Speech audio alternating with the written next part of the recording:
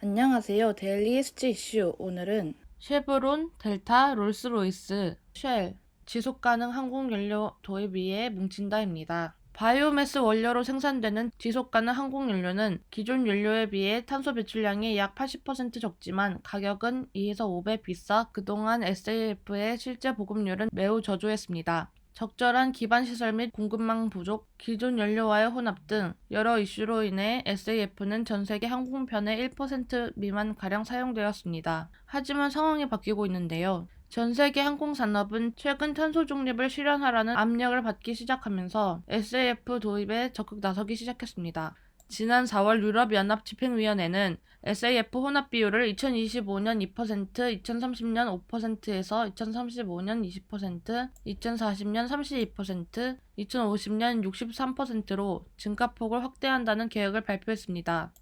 기존 SAF 한계를 극복하고 실용성을 높여 상용화를 점차 확대하겠다는 것입니다. 이에 글로벌 항공기업들은 협력을 맺어 SAF 채택을 확대하고 기존 한계점을 보완하는 기술을 개발하기 시작했습니다. 쉐보론, 델타, 구글, SAF 공급하고 배출 데이터 분석. 글로벌 거대 정유회사 쉐보론은 델타항공, 구글과 협력을 체결해 SAF를 판매 공급하고 클라우드 기술을 통해 SAF 배출 데이터를 분석할 예정입니다. 쉐보론은 미국 캘리포니아 서부 엘 세군도 정류소에 SAF를 시험 생산하고 로스앤젤레스 국제공항의 델타항공에도 SAF를 판매할 계획이라고 지난 7일 발표했습니다. SAF 공급에서 한 걸음 더 나아가 클라우드 기술을 이용해 SAF 배출 데이터도 추적할 계획입니다. 구글 클라우드를 통해 SAF를 생산 공급하는 위치를 설정하고 공항이나 항공에서 배출되는 배출 데이터를 수집 및 분석하는 프레임워크를 구축합니다. 쉐보론은 SAF 배출 분석을 정교하게 분석할 수 있는 일반 모델을 개발해 더 많은 기업들이 SAF를 도입할 수 있게 할 계획이라고 밝혔습니다.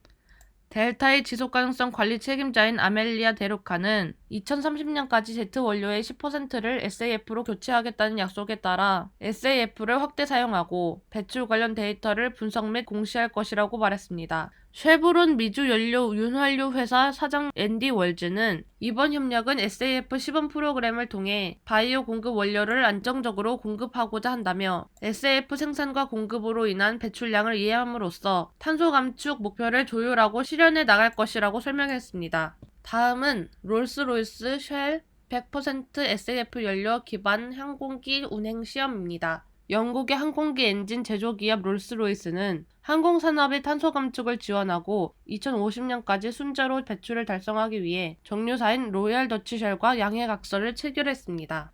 롤스로이스는 기존 연료보다 최대 70% 적은 탄소를 배출하는 100% SAF 기반으로 가동될 수 있는 상용 엔진을 2023년까지 개발할 예정이며 탄소 제거 솔루션도 추가 개발할 계획입니다. 나아가 쉘은 지속가능 항공연료를 독점적으로 롤스로이스에게 공급하고 SAF 기반 항공기 및 전력 시스템을 위해 저탄소 에너지 기술 공유와 SAF 연료 이용을 위한 자문도 함께 제공합니다. 쉘과 롤스로이스는 항공산업뿐 아니라 해운, 철도 등 이동성이 필요한 여러 인프라에도 SAF를 도입할 수 있도록 다양한 협력 기회를 만들어 나갈 계획입니다. 예를 들어 대형 항공기, 비즈니스 항공기, 하이브리드 전기 자동차, 여객기 등 산업 전반에 걸쳐 기존 연료와 혼합하는 방식이 아닌 SAF가 완전히 채택될 수 있도록 새로운 혁신 기술을 개발 및 활용할 것입니다. 롤스로이스의 최고 기술 책임자 폴 스테이는 쉘과의 협력을 통해 항공기 내 탄소를 완전히 제거할 수 있는 새로운 혁신 솔루션을 개발할 것이라며 현재 사용하고 있는 기술로도 순 배출량을 감축할 수 있도록 여러 방안을 찾아 나가겠다고 언급했습니다. 오늘의 데일리 수치 이슈